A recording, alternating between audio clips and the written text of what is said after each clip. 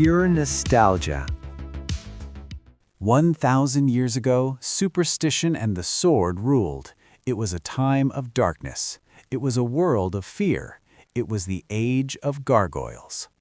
In 1994, Disney launched one of the darkest, most sophisticated animated series ever made for television. Gargoyles wasn't just another cartoon, it was Shakespearean drama, gothic horror, and superhero action wrapped into one legendary show. For 3 seasons, Goliath and his clan protected Manhattan while dealing with betrayal, time travel, mythology, and one of animation's greatest villains, David Xanatos. Today, we're diving into 10 wild facts about Gargoyles that most fans never knew, from its comedy origins to voice acting legends and the tragic 3rd season that almost destroyed the legacy. Before we awaken from our stone sleep, subscribe to Pure Nostalgia and hit that notification bell so you never miss our next deep dive into 90s animation greatness. Fact number 1. Originally pitched as a comedy series. When creator Greg Weisman first developed Gargoyles in 1991, it wasn't the dark, serious drama fans remember. The original pitch was a comedy about mischievous gargoyle troublemakers who drove humans crazy with pranks and chaos. Think Gremlins meets sitcom hijinks set in medieval times. Disney executives wanted something edgy to compete with darker animated shows gaining popularity in the early 90s. Weisman pitched multiple comedy versions, but none felt right. Then he and artist Greg Guler created Goliath, a noble Shakespearean warrior frozen in stone for 1,000 years, and everything changed. The comedy concept was scrapped entirely in favor of gothic drama. This transformation from comedy to serious drama is one of the most dramatic creative pivots in animation history. What started as cute troublemakers became tragic heroes dealing with betrayal, loss, and survival in a world that feared them. That tonal shift is why Gargoyles felt so different from every other 90s cartoon. Fact 2. Created by Greg Weisman, who left his executive job to make it. Greg Weisman was a development executive at Disney Television Animation when he created Gargoyles in 1991. Once the show was greenlit, he made a bold decision. He left his executive position to become the series' supervising producer and story editor, diving into production full-time. Weisman wanted complete creative control over the show's complex mythology and character arcs.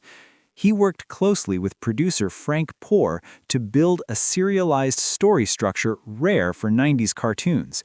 Most animated shows at the time were episodic and simple. Gargoyles had ongoing plots, character development, and consequences that lasted across seasons. This hands-on approach is why Gargoyles feels so cohesive and intelligent. Weisman treated the audience like adults, weaving Shakespeare, mythology, and moral complexity into every episode.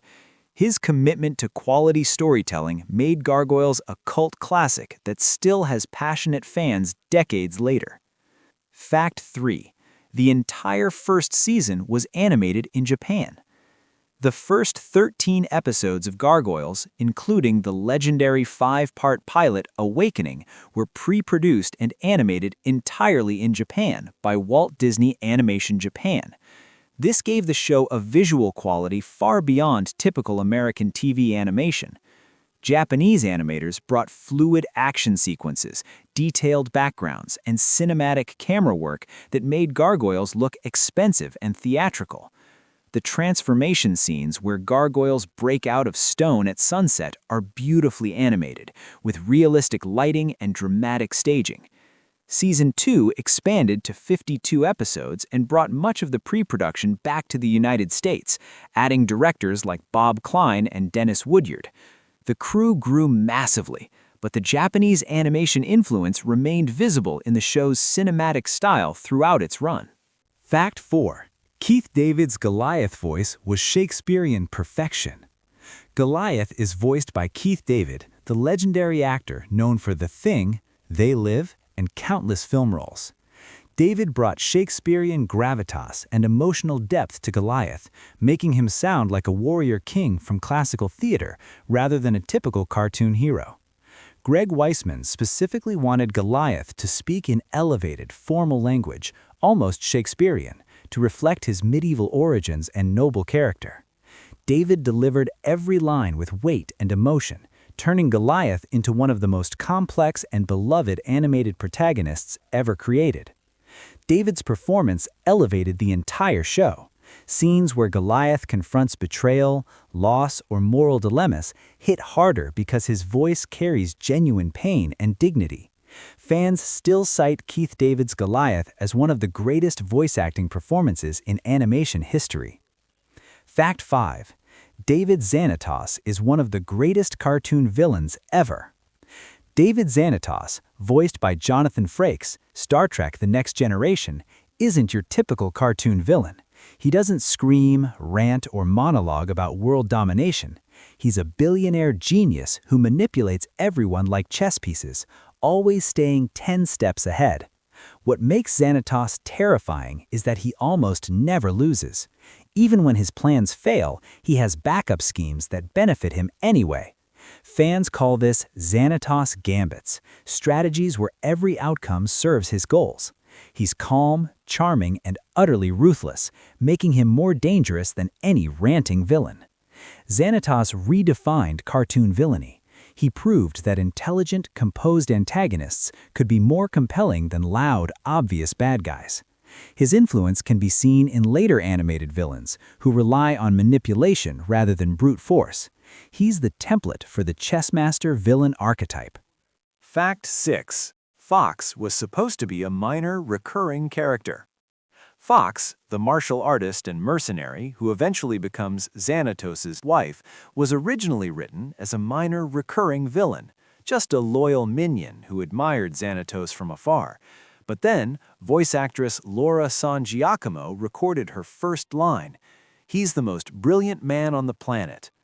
Greg Weisman heard the line and immediately realized there was romantic chemistry. He rewrote Fox to be Xanatos' love interest, and their relationship became one of the most sophisticated romantic arcs in animation. They're equals, two dangerous, brilliant people who genuinely love each other. Fox and Xanatos eventually marry and have a son, creating one of the few healthy villain families in cartoon history. The show even featured episodes where heroes and villains temporarily allied to protect their child. This complexity, villains with genuine emotions and families, was revolutionary for 90s animation. Fact 7. Shakespeare heavily influenced the series. Greg Weisman is a massive Shakespeare fan, and he wove Shakespearean themes throughout Gargoyles. Multiple episodes directly reference or adapt Shakespeare plays. A Midsummer Night's Dream, Macbeth, and The Tempest all appear in storylines.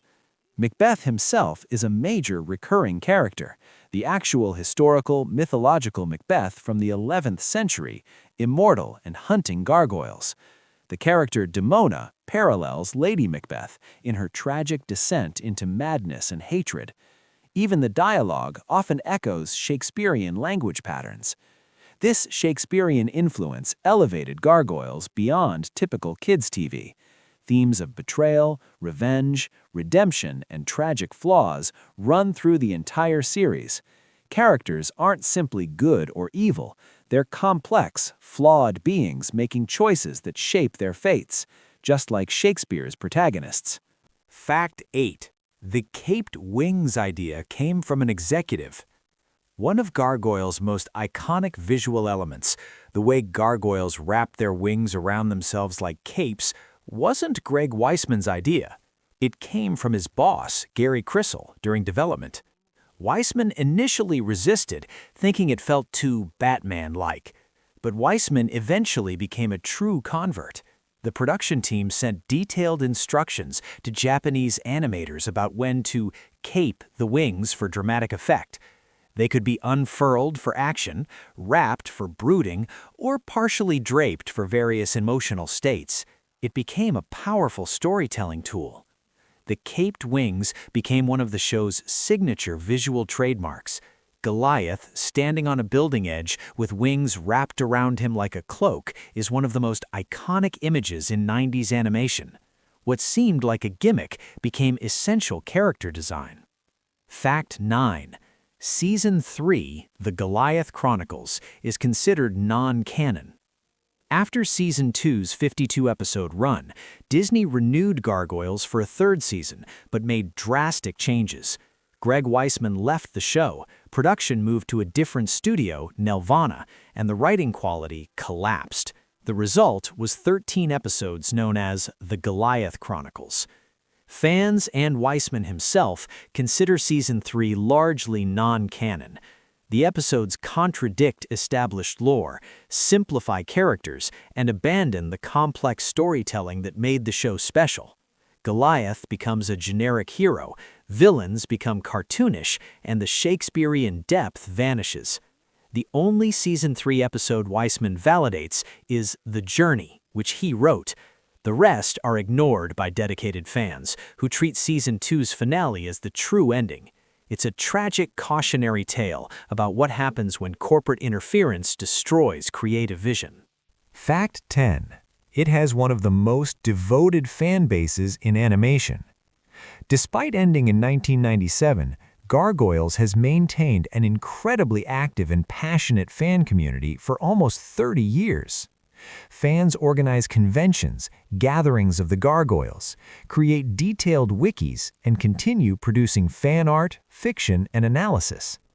Greg Weisman regularly interacts with fans through Ask Greg at Station 8, answering questions about lore, characters, and production. This ongoing creator-fan dialogue has kept the series alive in cultural memory far beyond its three-season run. The series has spawned comic book continuations by Weisman, remastered DVD releases, and constant calls for revival. In 2022-2023, there were renewed hopes for a reboot or continuation. Gargoyles proved that smart, sophisticated animation creates lifelong fans who never stop believing in the show's legacy. Gargoyles was lightning in a bottle. Shakespearean drama meets superhero action. Gothic horror meets emotional depth. Medieval warriors meet 90s New York. It dared to be dark, complex, and challenging at a time when most cartoons played it safe. From Keith David's legendary voice work to David Xanatos' chess master villainy, from Japanese animation quality to tragic Season 3, it remains one of the most ambitious animated series ever made. Now it's your turn. What's your strongest Gargoyles memory? Goliath's nobility? Xanatos' schemes? Demona's tragedy? Elisa and Goliath's romance? Tell us in the comments below. And if this awakening brought back memories, subscribe to Pure Nostalgia, hit like and ring the bell so you never miss our next deep dive into the cartoons that defined the 90s.